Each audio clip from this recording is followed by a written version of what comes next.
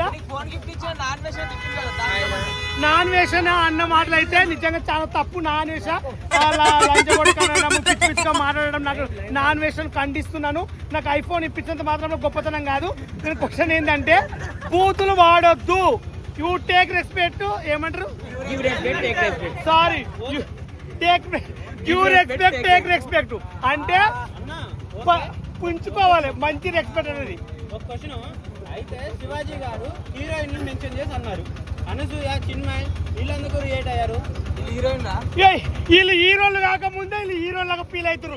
ఏదో 2 సినిమాలలో సైడ్ హీరోలు ఇచ్చినంత మాత్రం మేము కూడా హీరోలు. ఇప్పుడు నేను కూడా చెప్తున్నా, నేను హీరోలే. నేను కూడా ఉప్పల్పాల్ అంటే బ్రాండ్ హీరో, నేను కూడా తోపే. మరి నేను కూడా హీరో. మరి నేను కూడా శివాజీ గురించి సపోర్ట్ చేస్తా. శివాజీ గురించి నేను సపోర్ట్ చేస్తాను. నేను కూడా హీరో. నేను కూడా 2-3 సినిమాలు చేశాను, 2-3 షోలు చేశాను. నేను కూడా హీరోని. మరి నేను కూడా హీరో లాగానే ఫీల్ అవుతా.